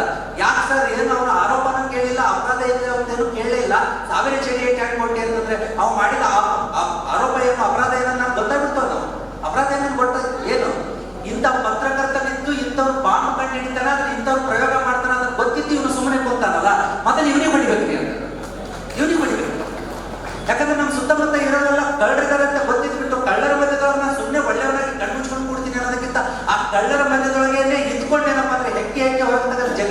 ಬಂತಪ್ಪ ಅಂತಂದ್ರೆ ಆ ಪತ್ರಕರ್ತನ ನೆನ್ಪಿಡ್ಕೋತಾರೆ. ಡಿ ವಿ ಗುಂಡಪ್ಪನವರು ಹಂಗಿದ್ದೆ. ಡಿ ವಿ ಗುಂಡಪ್ಪನವ್ರು ಹಂಗಿದ್ರು. ಡಿ ವಿ ಗುಂಡಪ್ಪನವರಿಗೆ ಒಂದ್ಸರ್ತಿ 250 ರೂಪಾಯಿದು ಒಂದು ಚೆಕ್ ಕೊಟ್ಟು ಕಳಿಸ್ತಾರೆ. 250 ರೂಪಾಯಿ ಅವತ್ತಿನ ಕಾಲದಲ್ಲಿ 1913-14 ಸಂದರ್ಭದಲ್ಲಿ 250 ರೂಪಾಯಿ ಅಂತಂದ್ರೆ ಬಹುಶಃ ಒಂದು 20 ಗ್ರಾಮ್ ಬಂಗಾರ ಬರ್ತಿತ್ತು. ಒಂದ್ 2 ತೊಲಿ ಬಂಗಾರ ಸಿಕ್ತಿತ್ತು 250 ರೂಪಾಯಿದಾಗ. 250 ರೂಪಾಯಿನ ಕೊಟ್ಟು ಕಳಿಸಿದ್ರು. ಯಾರು ಅಂದ್ರೆ ಮೈಸೂರಿನ ದಿವಾಕರಾಗಿದ್ದಂತಹ ಸರ್ ವಿಶ್ವೇಶ್ವರಯ್ಯನವರು ಕಳಿಸ್ಕೊಡ್ತಾರೆ. ವಿಶ್ವೇಶ್ವರಯ್ಯ ಕಳಿಸ್ಕೊಟ್ಟು ಏನ್ ಹೇಳ್ತಾರೆ ಅಂತಂದ್ರೆ ಸುಮ್ಮನೆ ಕಳಿಸ್ಕೊಟ್ರು. ಇವ್ರಿಗೆ ಅಷ್ಟೇ ಕಳಿಸಿದ್ದಿಲ್ಲ, ಅಲ್ಲಿರುವಂತ ಎಲ್ಲಾ ಪತ್ರಕರ್ತರಿಗೆ ಕಳಿಸಿದ್ರು. ಪತ್ರಕರ್ತರಿಗೆ ಕಳಿಸಿದ್ರು, ಇವರಿಗೂ ಬಂದು ತಲುಪ್ತು. ಇವರು ಅದನ್ನ ತಗೊಂಡ್ರು. ಇದನ್ನ ಯಾಕೆ ಕೊಟ್ಟಿದ್ದಾರೆ ಅಂತ ಕೇಳಿದ್ರೆ, ನೀವು ದಸರಾ ವರದಿ ಮಾಡ್ಲಿಕ್ಕೆ ಬರ್ತೀರಲ್ಲ, ಆ ದಸರಾ ವರದಿ ಮಾಡ್ಲಿಕ್ಕೆ ಬಂದಿರುವಂತ ಎಲ್ಲಾ ಪತ್ರಕರ್ತರಿಗೂ ಸರ್ಕಾರದ ಪರವಾಗಿ, ಯಾಕಂದ್ರೆ ಮೈಸೂರು ಸರ್ಕಾರ ಇತ್ತು ಅವಾಗ, ದಿವಾಕರ ಆಡಳಿತದಲ್ಲಿ ರಾಜ್ಯದ ಪರವಾಗಿ, ಸರ್ಕಾರದ ಪರವಾಗಿ ನಿಮ್ಗೆ 250 ರೂಪಾಯಿ ಕೊಟ್ಟಿದ್ದಾರೆ. ಅದ್ರ ಎಲ್ಲ ಪತ್ರಕರ್ತರು ಸ್ವೀಕಾರ ಮಾಡಿದರೆ ನೀವು ತಗೊಳ್ರಿ ಅಂತ ಹೇಳ್ಯಾರ ಅಂತ ಹೇಳಿದ್ರೆ ಇವರಿಗೆ ಸಮಾಧಾನ ಆಗಲಿಲ್ಲ. ಅದನ್ನ ತಗೊಂಡು ಇವ್ರ ಹತ್ರ ಹೋಗ್ತಾರೆ, ದಿವಾಕರ ಹತ್ರನೇ ಹೋದ್ರು. ದಿವಾಕರ ಹತ್ರ ಹೋಗಿ ಕೇಳ್ತಾರೆ, ಸರ್ ವಿಶ್ವೇಶ್ವರಯ್ಯನವರಿಗೆ ಇದು ಯಾಕೆ ಕೊಟ್ಟಿರಿ ಅಂತ ಹೇಳಿ. ಅಲ್ಲ, ನೀವು ಮಾಡುವಂತಹ ಕೆಲಸಕ್ಕೆ ಏನಪ್ಪಾ ಅಂದ್ರೆ ಸರ್ಕಾರ ಕೊಡ್ತಾ ಇರುವಂತ ಒಂದು ಸಂಭಾವನೆ ಅಷ್ಟೇ ಅಂತ ಹೇಳ್ತಾರೆ. ಅದಕ್ಕೆ ಅವ್ರು ಹೇಳಿದ್ರು, ತಗೋರಿ ಇವತ್ತ ಒಳ್ಳೆಟ್ಕೋರಿ. ಯಾಕಂತ ಕೇಳಿದಾಗ ಅವ್ರು ಹೇಳಿದ್ರು, ಯಾವಾಗ ನಾನು ಇದನ್ನ ಇಸ್ಕೊತೀನಿ ಅವಾಗ ನನಗೆ ಬರೀದ ನಿಲ್ಬೇಕು. ಯಾವಾಗ ನಾನು ಇಸ್ಕೊತೀನಿ, ಯಾವಾಗ ಸರ್ಕಾರದ ಮುಲಾಜಿಗೆ ನಾನು ಒಳಗಾಗ್ತೀನೋ ಅವಾಗ ಸರ್ಕಾರ ಮಾಡುವಂತ ತಪ್ಪುಗಳನ್ನ ನಾನೇನಪ್ಪಾ ಅಂದ್ರೆ ಎತ್ತಿ ತೋರಿಸಲಿಕ್ಕೆ ಸಾಧ್ಯ ಆಗೋದಿಲ್ಲ. ನೀವು ತಪ್ಪು ಮಾಡಿದ್ರೆ ನಿಮ್ಮ ರಾಜ ತಪ್ಪು ಮಾಡಿದ್ರು ನಾ ಬರೆಯೋದ್ರಿ ಅಂತ ಹೇಳ್ಬಿಟ್ಟು ಹೊರಗಡೆ ಬರ್ತಾರೆ. ಇದನ್ನೇ ಸಿದ್ದೇಶ್ವರ ಅಪ್ಪಾಜಿ ಅವರು ಹೇಳಿದ್ರು. ಎಷ್ಟು ಸಿಂಪಲ್ ಆಗಿ ಸಿದ್ದೇಶ್ವರ ಅಪ್ಪಾಜಿ ಕೇಳಿದ್ರು, ಯಾಕೆ ನೀವು ದಕ್ಷಿಣೆಯನ್ನ ಪಡೆದುಕೊಳ್ಳೋದಿಲ್ಲ ಅಂತ ಕೇಳಿದಾಗ ಅವ್ರು ಎಷ್ಟು ಚಂದ ಹೇಳ್ತಾರೆ ಅಂತಂದ್ರೆ, ಬೇಡುವುದಕ್ಕೆ ಕೈ ಮುಂದೆ ಚಾಸ್ತುವಪ್ಪ ಅಂತಂದ್ರೆ ಮಾತಾಡೋ ನಾಲಿಗೆ ಬಿದ್ದೋಗ್ತೈತಿ ಅಂತ ಹೇಳಿದ್ದೆ ಸಿದ್ದೇಶ್ವರ ಅಪ್ಪಾಜಿ ಅವರು. ಬೇಡೋದಕ್ಕೆ ಕೈ ಮುಂಚೆ ಬೇಡೋದ ಕೈ ಮುಚ್ಚಾಸಿದಾಗ ಮಾತಾಡೋ ನಾಲ್ಗಿ ಬಿದ್ದು ಹೋಗ್ತೈತಿ ಅಂದ್ರೊಳಗ ಬರೆಯೋದಕ್ಕೆ ಬೆರಳಲ್ಲಿ ವರ್ಕ್ ಆಗ್ತೈತಿ ಸರ್. ಅದಕ್ಕೋಸ್ಕರ ಏನಪ್ಪಾ ಅಂದ್ರೆ ಯಾವ ಪತ್ರಕರ್ತರು ಏನಪ್ಪಾ ಅಂದ್ರೆ ಸಿಂಹದಂತೆ ಗರ್ಜಿಸುವ ತಾಕತ್ತಿದೆಯೋ, ಯಾವ ಪತ್ರಕರ್ತರಲ್ಲಿ ತಲೆಯಲ್ಲಿ ಬುದ್ಧಿ ಓಡ್ತಾ ಇದೆಯೋ, ಯಾವ ಪತ್ರಕರ್ತರ ಸರ್ಕಾರದ ವಿರುದ್ಧವಾಗಿ ಭ್ರಷ್ಟಾಚಾರದ ವಿರುದ್ಧವಾಗಿ ಸಿಡಿದು ಹೇಳ್ತೀನಿ ಅನ್ನೋದಿದೆಯಲ್ಲ. ಇನ್ನೊಂದು, ಧರ್ಮದ ಅಭಿಮಾನ ಪಡೆದುಕೊಂಡಿರುವಂತಹ ಕೆಲವೊಂದಿಷ್ಟು ಪತ್ರಕರ್ತರು, ಜಾತಿಯ ಅಭಿಮಾನ ಪಡೆದುಕೊಂಡಿರುವಂತಹ ಕೆಲವೊಂದಿಷ್ಟು ಪತ್ರಕರ್ತರು ಒಳ್ಳೇದು ಮಾಡಿದ್ರು ಬೈತಾರೆ, ಕೆಟ್ಟದ್ದು ಮಾಡಿದ್ರು ಬೈತಾರೆ. ಅದೇನೋ ಹೇಳ್ತಲ್ಲ, ವಿರೋಧ ಪಕ್ಷದಲ್ಲಿ ಕೂತ್ಕೊಂಡು ಮಾತಾಡೋದಕ್ಕೆ ನೀ ಏನ್ ಮಾಡಿದ್ರು ವಿರೋಧ ಮಾಡ್ತೀನಿ ಅನ್ನಂಗೆ. ದಯವಿಟ್ಟು ಪತ್ರಕರ್ತರದಾಗಬೇಡಿ. ಪತ್ರಕರ್ತರಿಗೆ ಯಾವ ಪಕ್ಷನೂ ಇರಬಾರ್ದು, ಯಾವ ಏನಪ್ಪಾ ಅಂತಂದ್ರೆ ಧರ್ಮದ ಜಂಜಾಟನೂ ಇರಬಾರ್ದು. ನಮ್ಮ ಧರ್ಮದವ್ರು ಒಳ್ಳೇದು ಮಾಡಿದ್ರೆ ಅದನ್ನು ಬರಿತೀನಿ, ಇನ್ನೊಂದು ಧರ್ಮ ಒಳ್ಳೇದು ಮಾಡಿದ್ರೆ ಅದನ್ನು ಬರಿತೀನಿ. ಸಿಂಪಲ್ ಆಗಿ ಅರ್ಥ ಮಾಡ್ಕೊಡ್ರಿ. खूब बेटी अमर की गंगा बहने दो, अरे खूब बेटी अमर की गंगा बहने दो, ಮತ್ತೆ लाओ देश में दंगा रहने दो, लाल हरे रंग में ना बांटो हमको, लाल हरे रंग में ना बांटो हमको, हमारे छत पर एक तिरंगा रहने दो, हमारे छत पर एक तिरंगा रहने दो ಅನ್ನೋದು ಪ್ರತಿಯೊಬ್ಬ ಪತ್ರಕರ್ತರು ಉಸಿರಾಗಿ ಅವತ್ತಿನ ದಿನ ಬದಲಾಗುತ್ತೆ. ರಾಮನಾಥ್ ಗೋಯಂಕಾರ್ ಅಂತ ಅವ್ರ ಹೆಸರು ಕೇಳಿರ್ಬೋದು ನೀವು, ಪತ್ರಿಕೋದ್ಯಮದಲ್ಲಿ ತನ್ನದೇ ಜಾಬ್ ಮುಡಿಸ್ತವ್ರು. ಯಾವ ಸಂದರ್ಭದಲ್ಲಿ ರಾಮನಾಥ್ ಗೋಯಂಕಾರ್ ಇದ್ರು ಗೊತ್ತಿದ್ರಿ? ಯಾವಾಗ ನಮ್ಮಲ್ಲಿ ಎಮರ್ಜೆನ್ಸಿ ಬಂತಲ್ಲ, 1975 ನಲ್ಲಿ ಎಮರ್ಜೆನ್ಸಿ ಬಂದಂತ ಟೈಮ್ ಒಳಗೆ ರಾಮನಾಥ್ ಗೋಯಂಕಾರ್ ಅವರು ಈ ದೇಶದ ಪ್ರಧಾನಿಯನ್ನು ಏಕವಚನದಲ್ಲಿ ಬಿಂಬಿಸ್ತಿದ್ರಂತೆ. ಕಾರಣ ಏನ್ ಗೊತ್ತಾ? ಖಡಕ್ ಆಗಿ ಅವ್ರು ಹೆಂಗ್ ಬರ್ತಿದ್ರು ಅಂದ್ರೆ, ರಾತ್ರಿ ಆಫೀಸಿಗೆ ಬಂದಿದ್ದಾರೆ, ಒಬ್ಬ ಸೆಕ್ಯೂರಿಟಿ ಬಂದ, ಒಂದು ಪತ್ರಿಕೆ ಹಿಡ್ಕೊಂಡು ಇವ್ರು ಹೊಟ್ಟಿದ್ದಾರೆ.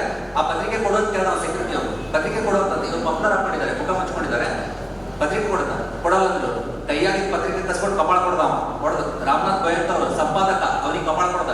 ಯಾಕಂತ ಕೇಳಿದ್ರೆ, ಈ ಪತ್ರಿಕೆ ತಯಾರಾಗಬೇಕಂದ್ರೆ ನಮ್ಮ ಸಂಪಾದಕ ಮತ್ತು ನಮ್ಮಲ್ಲಿರುವಂತ ಕಾರ್ಮಿಕರು ಎಷ್ಟು ಕಷ್ಟ ಪಡ್ತಾರಂತ ನಿನಗೇನು ಗೊತ್ತೈತಿ ಅಂತ ಹೇಳ್ದ. ನಾ ಯಾರು ಗೊತ್ತೈತೇನು, ನೀ ಯಾವ ಮನೆಯವರು ನನಗೆ ಗೊತ್ತಿಲ್ಲ, ನಡಿ ಅಂತ ಹೇಳ್ದ. ಇವ ಮಾರನೇ ದಿನ ಬೆಳಿಗ್ಗೆ ಬಂದು 10 ಗಂಟೆ ಸುಮಾರಿಗೆ ಏನಪ್ಪಾ ಅಂತಂದ್ರೆ ಕರೆದ್ರು. ಯಾವ ವ್ಯಕ್ತಿ ಹೊಡೆದಿದ್ದ ಅವನಿಗೆ ಚೆಂಬರಿ ಕಳಿಸ್ತಾರೆ. ಚೆಂಬರಿ ಕಳಿಸಿದಾಗ ನಿನ್ನೆ ರಾತ್ರಿ ಯಾರಿಗೋ ಹೊಡೆದಿರ್ತಲ್ಲ ಅಂತ, ಹೌದು ಸರ್ ಹೊಡೆದಿನಿ ಅಂತ ಹೇಳ್ದ. ಯಾಕೆ ಹೊಡೆದೆ ಸರ್? ನಮ್ಮ ಪತ್ರಿಕೆಯ ಮೆಹನತ್ ಮಾಡಿರುವಂತ ಪತ್ರಿಕೆ ಏನಪ್ಪಾ ಅಂದ್ರೆ ಮುಖ್ಯಶೆಟ್ಟಿ ಯಾವನ್ನ ತಗೊಂಡು ಹೋಗ್ತಾ ಇದ್ದಾನಲ್ಲ, ಅದಕ್ಕೋಸ್ಕರ ಹೊಡೆದೆ ಅಂತ ಹೇಳಿ. ನೀವು ಹೊಡೆದಿದ್ದು ನನಗೆ ಅಂತ ಹೇಳ್ದ.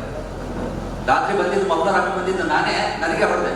ಸರ್ ನೀವು ದುಡ್ಡು ಕೊಟ್ಟು ತಗೊಂಡಿದ್ರಿ ಅಂತಂದ್ರೆ ಒಂದು ಮಾತು ಹೊಡಿತಿದ್ದಲ್ಲ, ನೀವು ದುಡ್ಡು ಮುಖ್ಯಕ್ಕೆ ಒಯ್ಲಿಕ್ಕೆ ಅಂತ ಹೊಡೆದಿದ್ದೀನಿ ಅಂತ ಹೇಳ್ಬಿಟ್ಟಾಗ್ತದೆ ಬೆಳೆ ಅಂತ. ಅದು ಹೇಳಿದ್ರೆ ಅವಾಗ ನೀ ಏನ್ ಈ ತತ್ವಗಳನ್ನ ಅಳವಡಿಸಿಕೊಂಡಿಯಲ್ಲ, ಅದೇ ತತ್ವಗಳನ್ನು ನಾನು ಅಳವಡಿಸಿಕೊಂಡಿದ್ದಕ್ಕಾಗಿ ಇವತ್ತು ಈ ಪತ್ರಿಕೆ ಇಷ್ಟು ಎತ್ತರಕ್ಕೆ ಬಂದಿದೆ ಅಂತ ಹೇಳ್ಬಿಟ್ಟು. ಎಲ್ಲಿ ನಿಸ್ವಾರ್ಥ ಇರ್ತೈತಿ ಅಲ್ಲಿ ಎಲ್ಲವೂ ಸುಗಮವಾಗ್ತೈತಿ. ಎಲ್ಲಿ ಸ್ವಾರ್ಥ ಅನ್ನೋದು ಮನೆ ಮಾಡ್ತೈತಿ 100% ಎಲ್ಲಾನು ಎಕ್ಬಿಟ್ಟು ಹೋಗ್ತೈತಿ. ಅರ್ಥ ಮಾಡ್ಕೊಳ್ಳಿ. ಪತ್ರಿಕೆಗಳು ಅನ್ನುವಂಥದ್ದು ಏನಪ್ಪಾ ಅಂತಂದ್ರೆ ಪ್ರಜಾಪ್ರಭುತ್ವದ 4ನೇ ಅಂಗ ಅಂತ ಕರಿತೀವಿ. ಪ್ರಜಾಪ್ರಭುತ್ವದ 4ನೇ ಅಂಗ. ಶಾಸಕಾಂಗ ಶಾಸನಗಳನ್ನ ಮಾಡುತ್ತೆ, ಕಾರ್ಯರೂಪಕ್ಕೆ ತರುತ್ತೆ. ತಪ್ಪು ನಡೆದ್ರೆ ನ್ಯಾಯಾಂಗ ಅದನ್ನೇನಪ್ಪಾ ಅಂತಂದ್ರೆ ಸರಿ ಮಾಡುತ್ತೆ. ಆದ್ರೆ ಈ ಮಾಡುವಂತ ತಪ್ಪುಗಳನ್ನು ಎತ್ತಿ ತೋರಿಸುವಂತ ಕೆಲಸ ಯಾವ್ದು ಮಾಡ್ತೈತಿ ಅಂತಂದ್ರೆ ಪ್ರಜಾಪ್ರಭುತ್ವದಲ್ಲಿ ಪತ್ರಿಕೋದ್ಯಮ ಮಾಡುತ್ತೆ. ಆದ್ರೆ ಪತ್ರಿಕೋದ್ಯಮ ತಪ್ಪು ಮಾಡಿದ್ರೆ ಏನ್ ಮಾಡುತ್ತೆ? ಇವ್ರು ಹೇಳ್ತಾರಲ್ಲ, ಒಲೆ ಹತ್ತಿ ಉರಿದಡೆ ನಿಲ್ಲಬಹುದಲ್ಲದೆ ದರೆ ಹತ್ತಿ ಉರಿದಡೆ ನಿಲ್ಲಬಾರದು. ಏರಿ ನೀರಪ್ಪಡೆ ಬೇಲಿಕೆಯ ಮೇವಡೆ ನಾರಿ ತನ್ನ ಮನೆಯಲ್ಲಿ ಕಳವಡೆ ತಾಯಿ ಮಲೆವಾದ ನಂಚಾಗಿ ಕೊಲವಡೆ ಈ ನಾರಿಗೆ ತೋರುವೆ ಕೂಡಲ ಸಂಗಮ ದೇವ ಅಂತ ಹೇಳ್ಬಿಟ್ಟು ಅವ್ರು ಪ್ರಶ್ನೆ ಮಾಡ್ತಾರಲ್ಲ, ಕಾಯ್ಬೇಕಾದಂತವ್ರೆ ಏನಾದ್ರೂ ಕಳ್ಳತನಕ್ಕೆ ನಿಂತರು ಅಂತಂದ್ರೆ ಇನ್ನು ಬದಲಾವಣೆ ಎಲ್ಲಿಂದ ಬಯಸೋದಕ್ಕೆ ಸಾಧ್ಯ ಅಂತ. ಈ ಪತ್ರಿಕಾ ದಿನಾಚರಣೆ ಅರ್ಥಪೂರ್ಣ ಆಗೋದು ಯಾವಾಗ ಗೊತ್ತೇನ್ರಿ, ನಾವು ಇನ್ನೊಬ್ಬರಿಗೆ ಹೇಳ್ತಾ ಇದೀವಲ್ಲ ಹಿಂಗ್ ಮಾಡ್ಬೇಕು ಅಂತ ಹೇಳ್ಬಿಟ್ಟು ವೇದಿಕೆ ಮೇಲೆ ನಿಂತ್ಕೊಂಡು ಭಾಷಣ ಮಾಡೋದನ್ನ ನಾನು ಬಹಳ ಸತಿ ಹೇಳ್ತೀನಿ. ಯಾರಿಗೂ ಏನಪ್ಪ ಅಂದ್ರೆ ಭಗತ್ ಸಿಂಗ್ ಹಾಗೂ ರಾಜ್ಗುರು ಹಾಗೂ ನಾನು ಜಾಸ್ತಿ ಇರೋದೇನಪ್ಪ ಅಂದ್ರೆ ಯುವಕರ ಮಧ್ಯದೊಳಗೆ. ನಾನು ಕಂಟಿನ್ಯೂಸ್ ಒಂದು ತಿಂಗಳಲ್ಲಿ ಒಂದು 20 ಕಾರ್ಯಕ್ರಮಗಳು ನಮ್ದು ಇರೋದೇನಪ್ಪ ಅಂದ್ರೆ ವಿದ್ಯಾರ್ಥಿ ಮತ್ತು ಯುವಕರ ಮಧ್ಯದಲ್ಲಿ ಹೇಳ್ತೀನಿ. ABVP ಪರವಾಗಿ ಹೋಗಿರ್ತೀನಿ ಕಾರ್ಯಕ್ರಮಗಳಿಗೆ, ರಾಷ್ಟ್ರೋತ್ತರ ಪರಿಷತ್ತಿನ ಕಾರ್ಯಕ್ರಮಗಳಿಗೆ ಹೋಗಿರ್ತೀನಿ. ನಾನು ಉದ್ದೇಶಿಸಿ ಮಾತಾಡೋದೇ ಯುವಕರನ್ನ. ನಾನು ಮಾತಾಡುವಾಗ ಯಾವ ಯುವಕರಿಗೂ ಕೂಡ ನೀ ಭಗತ್ ಸಿಂಗ್ ಆಗು, ನೀ ರಾಜ್ಗುರು ಆಗು, ನೀ ಸುಖದೇವ್ ಆಗು, ನೀ ಚಂದ್ರಶೇಖರ್ ಆಜಾದ್ ಆಗು ಯಾರಿಗೆ ಹೇಳಲ್ಲ. ಯಾಕಂದ್ರೆ ಅವ್ನು ಉಲ್ಟಾ ನಾನು ಪ್ರಶ್ನೆ ಮಾಡ್ತಾನೆ, ಏನಂತ ಪ್ರಶ್ನೆ ಮಾಡ್ತಾನೆ, ನೀ ಯಾಕಾಗಿಲ್ಲ ಅಂತ ಪ್ರಶ್ನೆ ಮಾಡ್ತಾನೆ. ನೀ ಯಾಕಾಗಿಲ್ಲ ಅಂತ ಹೇಳ್ಬಿಟ್ಟು ಯಾವತ್ತು ನಿಜವಾದಂತ ಬದಲಾವಣೆ ಬಂದಿದ್ರೆ ನಾವ್ ಇವತ್ತು ಈ ಕಾರ್ಯಕ್ರಮ ಮಾಡ್ಲಿಕ್ಕಿದ್ದೀವಿ. ನಾವು ಇದ್ರಲ್ಲಿ ತಪ್ಪು ಮಾಡಿದೀವೋ ಬಿಟ್ಟಿದೆಯೋ ಗೊತ್ತಿಲ್ಲ, ಇಂದು ತಪ್ಪು ನಡೆದಿದೆಯೋ ಬಿಟ್ಟಿದೆಯೋ ಗೊತ್ತಿಲ್ಲ. ಆದ್ರೆ ಇಂದಿನಿಂದ ನಾನು ತಪ್ಪು ಮಾಡ್ಲಾರ್ದೆ ನಾನು ಒಬ್ಬ ನಿಜವಾದಂತ ಪತ್ರಕರ್ತನ ತಾಕತ್ತೇನಂತ ಜಗತ್ತಿಗೆ ತೋರಿಸ್ತೀನಿ ಅಂತ ನಿರ್ಧಾರ ಮಾಡಿ ಇವತ್ತು ಹೊರಗೆ ಹೋಗ್ತೀನಲ್ಲ, ಅದು ನಿಜವಾಗ್ಲೂ ಪತ್ರಿಕಾ ದಿನವನ್ನು ಆಚರಣೆ ಮಾಡಿದ್ದಕ್ಕೂ ಸಾರ್ಥಕತೆ ಆಗ್ತೈತಿ. ಆ ಒಂದು ಗಟ್ಟಿ ಧ್ವನಿ ನಿಮ್ದು ಆಗ್ಬೇಕು ಅನ್ನೋಂಥ ಒಂದು ಆಸೆಯೊಂದಿಗೆ ಕೊನೆಯದಾಗಿ ಒಂದು ಮಾತನ್ನ ಹೇಳಿ ಮಾತುಗಳನ್ನ ಮುಗಿಸ್ತೀನಿ. ಯಾಕಂದ್ರೆ ಸಮಯದ ಅಭಾವ ಇದೆ. ಕೊಟ್ಟರೆ ನಾನು ಇನ್ನು 2 ತಾಸು ಮಾತಾಡ್ತೀನಿ, ಬೇಡ.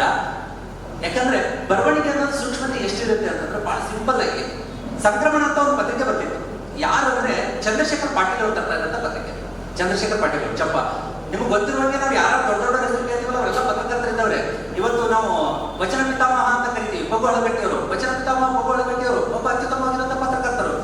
ತಮ್ಮ ಶಿವಾನುಭವ ಪತ್ರಿಕೆಯನ್ನು ತರಬೇಕು ಅಂತ ಕಾರಣಕ್ಕಾಗಿ ಮನಿ ಮಾರ್ಯಾರಪ್ಪ ಅಂದ್ರೆ ರೆಡ್ಡಿ ಪ್ರಸಾದ್ ಅಂತ ಪುಣ್ಯಾತ್ಮ.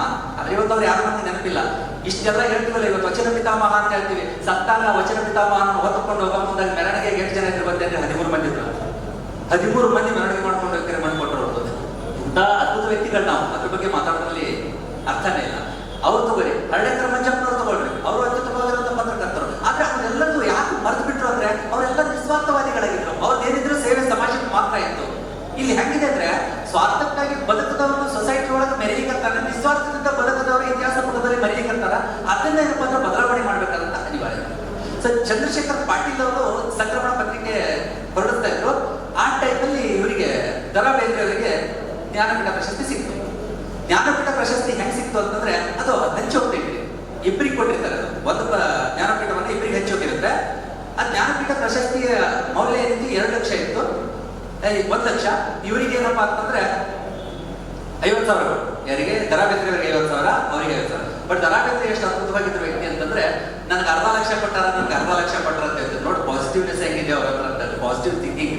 ಆ ಲಕ್ಷ ಅಂದ್ರೆ 1 ಲಕ್ಷ ಅಂತಿದ್ರೆ 1/2 ಲಕ್ಷ, 50,000 ಸಾವಿರ ಯಾಕೆ ಕೊಡ್ಬೇಕಂತ ಲಕ್ಷನೇ ಅಂತೀನಿ ನಾನು. 1/2 ಲಕ್ಷ ಕೊಟ್ಟಾರ ಅಂತ ಹೇಳ್ಬಿಟ್ಟು ಆ ಟೈಮಲ್ಲಿ ಸಂಕ್ರಮಣ ಪತ್ರಿಕೆಯಲ್ಲಿ ಅವರೊಂದು ಬರೀತಾರೆ.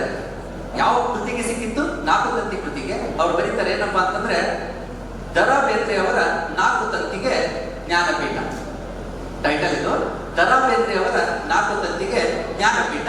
ಒಂದೊಂದು ತಂತಿಯ ಬೆಲೆ 12,500, 12,500, 12,500, 12,500 ಹೀಗೆ ಬರ್ಬೋದು. ಒಂದು ಕಡೆ ನೋಡಿದ್ರೆ ಅರ್ಧ ಹಂಚೋಗೈತೆ ಅನ್ನೋದು, ಇನ್ನೊಂದು ಕಡೆ ಇವ್ರು ಅಳಿಲಿಕ್ಕಂತಾರ ಅನ್ನೋದು. ದ.ರಾ ಬೇಂದ್ರೆ ಅವರು ಚಂದ್ರಶೇಖರ್ ಪಾಟೀಲ್ ಅವರಿಗೆ ಹಿಡಿದು ಕೇಳ್ತಾರ, ಏನ ಗೌಡ ಏನಂತ ತಿಳ್ಕೊಂಡಿ ಅಂತ ಹೇಳ್ಬಿಟ್ಟು. ಅಂತ ಅದ್ಭುತವಾಗಿರುವಂತ ಸಾಹಿತಿಗಳು ಇಬ್ರು ಅವ್ರ ಮಧ್ಯದೊಳಗೆ ಏನಪ್ಪಾ ಅಂದ್ರೆ ಎದ್ದುಕೊಂಡು ಹಿಂಗೆ ಬರೀಲಿಕ್ಕಂತಾರಲ್ಲ, ಬರೆದಿದ್ದನ್ನ ಪ್ರಶ್ನೆ ಮಾಡಿದ್ರೆ ಅದನ್ನ ಎದುರಿಸ್ತಾ ಇದಾರಲ್ಲ. ಆಗಿನ ಕಾಲದಲ್ಲಿ ಇದ್ದಾರೆ ಅಂತಂದ್ರೆ ಈಗಿನ ಕಾಲದಾಗ ನಾವು ಇಂಥವ್ನ ಏನಪ್ಪಾ ಅಂತ ಕೆಲ್ಸ್ಕೋದು ಹೊಡಿಬೇಕ್ರಿ ಗಾಡಿ ಕರೆಕ್ಟ್ ಇದ್ರೆ ಯಾವುದು ಕೇಳಲ್ಲ. ಯಾಕಂದ್ರೆ ಇವತ್ತು ನಾವು ಹೇಳಿದ್ವಿ ಜುಲೈ 1ನೇ ತಾರೀಕು ಮಂಗಳೂರು ಸಮಾಚಾರ ಬಂತು ಅಂತ ಹೇಳ್ಬಿಟ್ಟು ನಾವು ಪತ್ರಿಕೆ ದಿನವನ್ನು ಆಚರಣೆ ಮಾಡ್ತೀವಿ. ಫಾರ್ ಯುವರ್ ಕೈಂಡ್ ಇನ್ಫಾರ್ಮೇಶನ್ ಬಹಳಷ್ಟು ಜನಕ್ಕೆ ಗೊತ್ತಿಲ್ಲ, ಮಂಗಳೂರು ಸಮಾಚಾರ ಪ್ರಕಟಗೊಳ್ಳುವುದಕ್ಕಿಂತ ಪೂರ್ವದಲ್ಲಿ ಬಿಜಾಪುರ ಜಿಲ್ಲೆಯಲ್ಲಿ ಪ್ರಥಮ ಪತ್ರಿಕೆ ಪ್ರಕಟಗೊಳ್ಳತೈತಿ. ತಲಾದ್ಗಿ ಗೆಜೆಟಿಯರ್ ಅಂತ ಹೇಳ್ಬಿಟ್ಟು ತಲಾದ್ಗಿರಿ ಬರುತ್ತೆ, ತಲಾದ್ಗಿ ಗೆಜೆಟಿಯರ್. ಬಟ್ ಅದು ಗೆಜೆಟ್ ಪತ್ರಿಕೆ ಆಗಿರೋದ್ರಿಂದಾಗಿ ಅದನ್ನ ನಾವೇನಪ್ಪ ಅಂದ್ರೆ ಕನ್ಸಿಡರ್ ಮಾಡಲಿಲ್ಲ. ನಾವೇನ್ ಮಾಡಿದ್ರೆ ಮಂಗಳೂರು ಸಮಾಚಾರ. ವಿಚಿತ್ರ ಹೆಂಗಿದೆ ಅಂದ್ರೆ ಜರ್ಮನಿಯ ಹರ್ಮನ್ ಮೌಗ್ಲಿಕ್ ಬಂದು ಏನಪ್ಪಾ ಅಂದ್ರೆ ನಮ್ಮಲ್ಲಿ ಕನ್ನಡ ಪತ್ರಿಕೋದ್ಯಮ ಉಂಟಾಗಬೇಕು. ಎಲ್ಲಿಂದನೋ ಬಂದಿರುವಂತ ರೆವರೆಂಡ್ ಕಿಟ್ಟಲ್ ಬಂದು ನಮ್ಮ ದೇಶದೊಳಗೆ ನಮ್ಮ ಕನ್ನಡ ಭಾಷೆಯ ಬಗ್ಗೆ ನಿಘಂಟನ್ನ ಮಾಡಬೇಕು. ನಾವೇನ್ ಮಾಡಬೇಕಿದ್ದೀವಿ? ಫಸ್ಟ್ ಆಫ್ ಆಲ್ ನಮ್ಮಲ್ಲಿ ಸಮಸ್ಯೆ ಏನಿದೆ ಅಂತ ನಮ್ಮ ಭಾಷೆಯ ಬಗ್ಗೆ ನಮಗೆ ಗೌರವವಿಲ್ಲ. ಕೊನೆಯದಾಗಿ ಒಂದು ಮಾತು ಹೇಳ್ಬಿಡ್ತೀನಿ, ನೆನ್ಪಿಟ್ಕೊಬಿಡ್ರಿ. ಪ್ರತಿಯೊಬ್ಬ ಪತ್ರಕರ್ತನು ಮೊದಲು ನಮ್ಮ ಭಾಷೆಯನ್ನ ಗೌರವಿಸೋಣ, ನಮ್ಮ ಭಾಷೆಯ ಬಗ್ಗೆ ಅಭಿಮಾನದಿಂದ ಹೇಳ್ಕೊಳ್ಳೋಣ. ಇಂಗ್ಲಿಷ್ ಇರ್ಲಿ, ಹಿಂದಿ ಇರ್ಲಿ, ಮೊದಲು ನಾನೊಬ್ಬ ಕನ್ನಡಿಗ. ಯಾಕಂದ್ರೆ ಆಸ್ತಿಯ ಮೇಲಿಟ್ಟಿರುವ ಮೋಹ ಮಾಸ್ತಿಯ ಮೇಲಿಟ್ಟಿದ್ದರೆ, ಪ್ರಾಪಂಚಿಕ ಸುಖಗಳ ಮೇಲಿಟ್ಟಿರುವ ಮೋಹ ಪಪ್ಪನ ಮೇಲಿಟ್ಟಿದ್ದರೆ ಮಣ್ಣಿನ ಮೇಲಿಟ್ಟಿರುವ ಮೋಹ ಜನನ ಮೇಲಿಟ್ಟಿದ್ದಾರೆ, ಮಣ್ಣಿನ ಮೇಲಿಟ್ಟಿರುವ ಮೋಹ ರಥನ ಮೇಲಿಟ್ಟಿದ್ದಾರೆ, ಕೇಶರಾಶಿಯ ಮೇಲಿಟ್ಟಿರುವ ಮೋಹ ಕೇಶರಾಶಿನ ಮೇಲಿಟ್ಟಿದ್ದಾರೆ, ಕನ್ನಡಿಯ ಮೇಲಿಟ್ಟಿರುವ ಮೋಹ ಕನ್ನಡದ ಮೇಲಿಟ್ಟಿದ್ದಾರೆ. ಕನ್ನಡಾಂಬೆಯ ಗರ್ಭಕ್ಕೆ ಭಾರವಾಗುವುದರ ಮೊದಲು ಬಂಗಾರ ಆಗ್ತೈತಿ, ನಮ್ಮ ಬಾಳು ಬಂಗಾರ ಆಗ್ತೈತಿ ಅನ್ನೋಂಥ ಮಾತನ್ನ ಹೇಳ್ತಾ ಕನ್ನಡ ಪತ್ರಿಕೋದ್ಯಮ ಇನ್ನೂ ಎತ್ತರದ ಸ್ಥಾನಕ್ಕೆ ತಲುಪುವುದಕ್ಕೆ ನಿಮ್ಮಿಂದ ಮಾತ್ರ ಸಾಧ್ಯ. ನಿಷ್ಠುರ ವರದಿಗಳನ್ನ ಪ್ರಕಟ ಮಾಡೋಣ, ಒಳ್ಳೆಯದನ್ನ ಬರೆಯೋಣ. ದಯವಿಟ್ಟು ಹೇಳ್ತೀನಿ, ನಾನು ಹೇಳುವಾಗ ಅದು ವೈಯಕ್ತಿಕವಾಗಿ ಯಾರು ತಗೊಳ್ಳಲ್ಲ ಅಂತ ನಾನು ಭಾವಿಸಿದ್ದೀನಿ. ಯಾಕಂತಂದ್ರೆ ವೈಯಕ್ತಿಕವಾಗಿ ತಗೊಂಡ್ವಿ ಅಂತಂದ್ರೆ ಪರಿವರ್ತನೆ ಆಗೋದಕ್ಕೆ ಸಾಧ್ಯ ಇಲ್ಲ. ತನ್ನ ತಾನರಿತೊಡೆ ತನ್ನ ನೆರಿವೆ ತನಗೆ ಗುರು ನೋಡ ಕೂಡಲ ಸಂಗಮ ದೇವ ಅನ್ನೋಂಗ ಜಗತ್ತಿನೊಳಗೆ ನನ್ನನ್ನು ನಾನು ತಿದ್ಕೊಂಡ್ರೆ ಒಬ್ಬ ಮೂರ್ಖನ ಸಂಖ್ಯೆ ಕಡಿಮೆ ಆಗ್ತೈತಿ. ನಾನು ಒಬ್ಬ ಮೂರ್ಖ, ನನ್ನನ್ನು ನಾನು ತಿದ್ಕೋಬೇಕಂತ ಡಿಸೈಡ್ ಮಾಡಿ ತಿದ್ಕೊಂಡಿದ್ದೀನಿ. ಬಹುಶಃ ಇದರಲ್ಲಿ ಯಾರಾದ್ರೂ ಮೂರ್ಖರು ಇದ್ರಿ ಅಂತ ಅನ್ಕೊಂಡಿದ್ರಿ, ದಯವಿಟ್ಟು ಅವರು ತಿದ್ಕೊಂಡ್ರು ಅಂತಂದ್ರೆ ಒಂದು ಸುಂದರವಾಗಿರುವಂತ ಸಮತಟ್ಟಾಗಿರುವಂತ ಸಮಾಜವನ್ನು ನಿರ್ಮಾಣ ಮಾಡೋದಕ್ಕೆ ಸಾಧ್ಯ ಆಗ್ತೈತೆ ಅನ್ನುವಂಥ ಭರವಸೆಯೊಂದಿಗೆ ನನ್ನ ಮಾತುಗಳಿಗೆ ವಿದಾಯ ಹೇಳ್ತೀನಿ. ಸರ್ವೇ ಜನ ಸುಖಿನ